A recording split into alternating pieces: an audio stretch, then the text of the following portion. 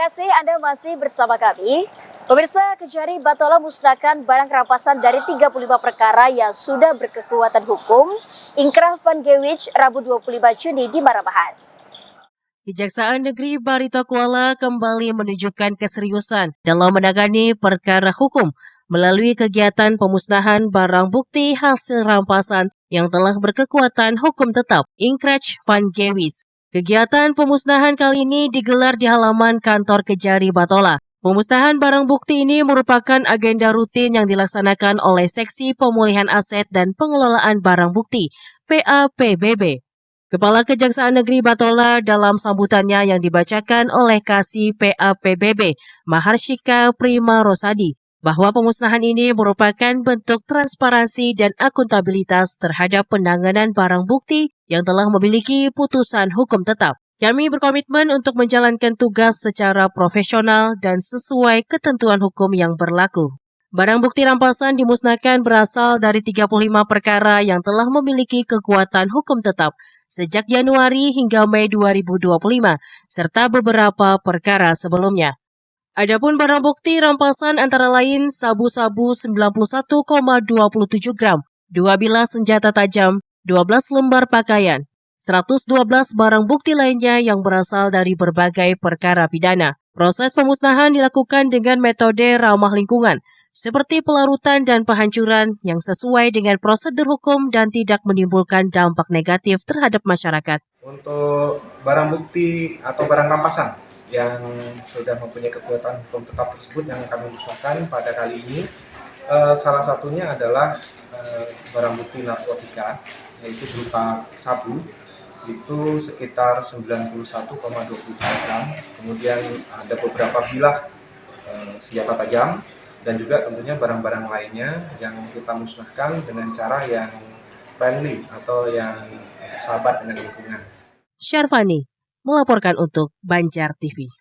Pemirsa, Kepala Staf TNI Angkatan Udara Marsikal TNI Muhammad Tony Harjono melakukan panen raya jagung di kawasan Desa Maluka Baulin, Kecamatan Kurau, Kabupaten Tanah Laut. Panen raya di lahan seluas sekitar 60 hektar milik Lanut Samsudinor ini diharapkan mensukseskan program ketahanan pangan yang digaungkan Presiden Prabowo. Bersama Gubernur Kalimantan Selatan Muhyiddin, Kepala Staf TNI Angkatan Udara Marskal TNI Muhammad Tony Harjono melakukan panen raya jagung di kawasan Desa Maluka Baulin, Kecamatan Kurau, Kabupaten Tanah Laut, Senin 23 Juni lalu. Panen raya di lahan seluas sekitar 60 hektar milik Lanut Samsudinur ini merupakan salah satu rangkaian bakti TNI Angkatan Udara dalam kegiatan latihan lapangan Sikatan Daya tahun 2025 guna menyukseskan program ketahanan pangan yang digaungkan Presiden Prabowo Subianto. Selain panen raya, pihak TNI Angkatan Udara juga memberikan bantuan paket pertanian kepada kelompok petani serta bantuan sembako kepada masyarakat sekitar sebagai bentuk kebersamaan dan kepedulian kepada masyarakat. Kali ini jagung yang bisa kita panen areal di Desa Maluka Baulin, Kabupaten Tanah Laut, ya, betul. Ini cukup subur, cukup bagus, dan kita manfaatkan untuk ketahanan pangan. Kali ini jagung yang bisa kita panen. Saya rasa itu kegiatan yang dilaksanakan pada hari ini. Tentunya kami dari Angkatan Udara mengucapkan terima kasih atas dukungan bantuan dari pemerintah Provinsi Kalimantan Selatan, Pak Gubernur, terima kasih sekali atas supportnya kepada Angkatan Udara. Ya. Dalam kegiatan latihan lapangan Sikatan Daya 2025, TNI Angkatan Udara juga menampilkan pertunjukan latihan perang dan pameran alutsista yang dimiliki sehingga ribuan masyarakat antusias melihat secara langsung. Sidi melaporkan untuk Banjar TV. Pemirsa, Gubernur Kalimantan Selatan Muhyiddin secara resmi melantik Erna Lisa Halabi dan Wartono sebagai Wali Kota dan Wakil Wali Kota Banjarbaru terpilih masa jabatan 2025-2030 berlangsung di Gedung Idam Khalid, Kota Banjarbaru. Atas nama Menteri Dalam Negeri Republik Indonesia, dengan resmi ini melantik Gubernur Kalimantan Selatan H. Muhyiddin secara resmi melantik Ernalisa Halabi dan Wartono sebagai Wali Kota dan Wakil Wali Kota Banjarbaru masa jabatan 2025-2030 berlangsung di Gedung Idham Khalid, Kota Banjarbaru, Sabtu 21 Juni 2025. Pelantikan dan pengambilan sumpah janji jabatan berlangsung khidmat dihadiri para bupati dan wali kota se-Kalimantan Selatan, jajaran Forkopimda Kalsel, Forkopimda Kota Banjarbaru, dan sejumlah pejabat penting lainnya. Prosesi pelantikan juga ditandai dengan pemasangan tanda jabatan oleh Gubernur Kalimantan Selatan dan dilanjutkan dengan penandatanganan fakta integritas serta berita acara serah terima jabatan dari pejabat sebelumnya, pejabat Wali Kota Banjarbaru, Subhan Nur Yaumil. Pada kesempatan itu, Gubernur berpesan kepada Wali Kota dan Wakil Wali Kota yang baru dilantik agar bisa memimpin Kota Banjarbaru ini dengan amanah dan berpihak kepada rakyat. Jadilah pemimpin yang mampu menumbuhkan semangat gotong royong, membangun optimisme, serta menebar teladan dalam integritas dan pelayanan, serta libatkan seluruh elemen masyarakat dalam proses pembangunan, terbuka terhadap kritik dan masukan, serta cepat tanggap dalam merespon aspirasi masyarakat. Pimpinlah kota ini dengan hati, dengan amanah, dan dengan keberpihakan kepada rakyat. Libatkanlah seluruh elemen masyarakat dalam proses pembangunan yang terbuka terhadap kritik dan masukan serta cepat tanggap dalam merespon apresiasi masyarakat. Dan jangan lupa juga memberi masukan atau minta pendapat kepada wali kota atau tokoh masyarakat yang ada di Banjarbaru. Sementara itu, Wali Kota Banjarbaru Lisa Halabi mengaku usai dilantik akan lanjut mengikuti retret yang dilaksanakan oleh Kemendagri berlangsung dari tanggal 22 hingga 26 Juni 2025 di kampus IPDN Jatinangor, Jawa Barat. Karena mengikuti jadwal retreat yang dilaksanakan di IPDN, yang mana sebelumnya Ulun sudah mengikuti Zoom dengan Wamendagri. Pelaksanaan retreat dilaksanakan sampai tanggal 26. Mulai hari ini Ulun berangkatnya, besok pagi kita langsung menuju IPDN. Sidi melaporkan untuk Banjar TV. Pemirsa, sebagai langkah dalam perumusan arah kebijakan dalam pemajuan kebudayaan daerah yang menjadi bagian dari rencana pembangunan jangka menengah daerah, Dinas Pendidikan dan Kebudayaan Bidang Kebudayaan Provinsi Kalimantan Selatan menggelar ekspos penyusunan pemutakhiran pokok pikiran kebudayaan bekerja sama dengan Lembaga Penelitian dan Pengabdian kepada Masyarakat Universitas Lambung Mangkurat, Banjarmasin.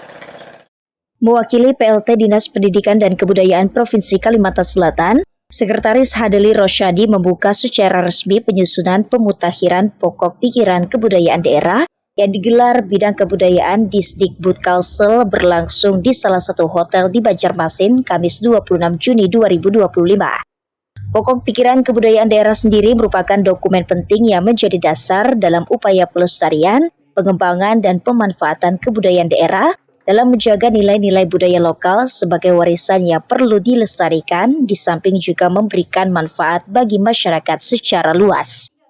Menurut Sekretaris Disdikbud Kalsel Hadeli Rosyadi, mengapresiasi langkah dari bidang kebudayaan tersebut untuk memperkuat kualitas substansi dokumen melalui kajian akademik, pengumpulan data yang valid, serta analisis yang tajam terhadap perkembangan budaya di daerah. Yang pertama, kami mengapresiasi apa yang dilaksanakan oleh bidang kebudayaan terkait dengan IPKD, pokok pikiran kebudayaan daerah. Tentunya ini adalah harapan kami dalam penuangan dalam RPJMD, karena pokok pikiran kebudayaan daerah ini salah satu sangat penting di Kalimantan Selatan untuk dikembangkan di wilayah Kalimantan Selatan, sehingga kita berharap apa yang menjadi bagian daripada bidang kebudayaan untuk memajukan kebudayaan di daerah ini sangat memiliki potensi besar dalam pelaksanaan di daerah. Artinya kebudayaan ada andil untuk pembangunan juga, Pak? Ada andilnya cukup besar, sehingga di pemerintah provinsi tentunya akan mendukung semua kegiatan kebudayaan yang dilaksanakan oleh bidang tertentu. Sementara itu, Kabid Kebudayaan Disdikbud Kalsel Raudati Hildayati menyebut, nantinya dokumen PPKD yang telah tersusun berdasarkan dari verifikasi data-data dari 13 kabupaten kota ini akan dipergunakan dalam penyusunan Rencana Pembangunan Jangka Menengah Daerah atau RPJMD. Untuk itu, melalui ekspos ini diharapkan bisa membahas tuntas dalam merumuskan segala permasalahan, tantangan, serta penyelesaian melalui strategi sinergi penyampaian masukan dan saran dari berbagai pihak untuk berkontribusi dalam penyempurnaan dokumen PPKD. Dokumen akhir ini sebenarnya merupakan bagian dari dokumen RPJMD, dan kita harus mengakui bahwa dokumen RPJMD telah ditetapkan, namun kita tetap melakukan komunikasi dan koordinasi bahwa poin-poin yang kita susun, meskipun kita belum menetapkan dokumen pokok pikiran kebudayaan ini, sudah kita berikan, kita kontribusikan kepada tim dari penyusunan dokumen RPJMD Kalimantan Selatan yang telah ditetapkan. Kita memutakhirkan data-data dari 13 kabupaten kota, dan alhamdulillah Provinsi Kalimantan Selatan dengan 13 kabupaten kota telah memiliki dokumen pokok pikiran kebudayaan daerah. Namun ada beberapa 13 kabupaten kota yang usia atau dari dokumennya telah kadaluarsa, artinya telah melewati dari masa periodenya, sehingga kita harus memutakhirkan tentunya agar hal-hal yang dituangkan di dalam dokumen dapat relevan dengan kondisi saat ini. Pemutakhiran PPKD ini penting dilakukan karena diketahui terakhir kali serupa dilakukan pada tahun 2018 lalu dan hanya mencakup 6 kabupaten kota semata, sehingga perlu kesesuaian validasi agar terjadi relevansi dengan kondisi saat ini dan mencakup 13 kabupaten kota di Kalimantan Selatan. Erwin Yudanwari, Banjar TV. Pemirsa, pemerintah Kota Banjarmasin kembali mendorong pelaku industri kecil dan menengah (IKM) untuk naik kelas. Kali ini lewat sosialisasi kekayaan intelektual merek yang diinisiasi Dinas Perdagangan dan Perindustrian. Industri kecil dan menengah selama ini rentan kehilangan identitas mereknya akibat belum memiliki kekuatan hukum karena ketidaktahuannya atau faktor lainnya. Untuk itu, Disperdagin gelar sosialisasi kekayaan intelektual merek berlangsung di Aula Rumah Kemasan Jalan Brigjen Haji Hasan Basri, Komplek Meranti, Banjarmasin, Rabu 25 Juni 2025. Dari total 164 pendaftar, sebanyak 100 IKM diseleksi untuk mengikuti sosialisasi secara langsung yang menghadirkan narasumber dari kantor wilayah Kementerian Hukum dan HAM Kalimantan Selatan, khususnya dari bidang pelayanan kekayaan intelektual. Sekda Kota Banjarmasin Ihsan Budiman mengatakan, kegiatan ini upaya dari pemerintah agar IKM memahami pentingnya mendaftarkan merek agar produk mereka terlindungi secara hukum. Ia menekankan pentingnya pendaftaran merek sebagai perisai hukum sekaligus nilai tambah produk, karena jika merek belum didaftarkan, sewaktu-waktu diambil pihak lain.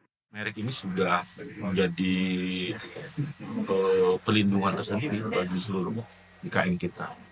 Siapa tahu nanti ketika mereka sudah naik kelas, mempunyai merek tersendiri, dari merek itu mempunyai daya tarik, ternyata belum terdaftar merek itu. Nah, ini kan bisa sewaktu-waktu kan bisa diambil alih oleh yang lain. Hari ini kita hadirkan untuk melakukan sosialisasi itu, kemudian bisa memahami dan selanjutnya bisa melakukan kelengkapan syarat-syarat bagaimana sebuah produk itu untuk didaftarkan mereknya. Kepala Disperdagin Kota Banjarmasin Ikrom Muftezar mengungkapkan adanya kasus di mana salah satu IKM harus mengganti nama dagangannya setelah 10 tahun beroperasi, lantaran nama tersebut telah lebih dulu didaftarkan oleh pihak lain. Kasus ini menjadi peringatan bagi IKM lain agar tak menunda proses perlindungan hukum terhadap identitas usahanya. Sebagai bentuk dukungan nyata, Disperdagin mengalokasikan fasilitas pendaftaran merek gratis untuk 100 IKM di tahun ini. Sementara bagi IKM yang tidak masuk dalam daftar penerima gratis tetap dapat mengakses potongan biaya pendaftaran dengan rekomendasi dari dinas dari Rp1.800.000 menjadi Rp500.000. Eko Anggoro, Banjar TV. Usai jeda kami hadirkan pembukaan MTQ Nasional ke-36 tingkat Provinsi Kalsel di Kabupaten Banjar. Selengkapnya sesaat lagi.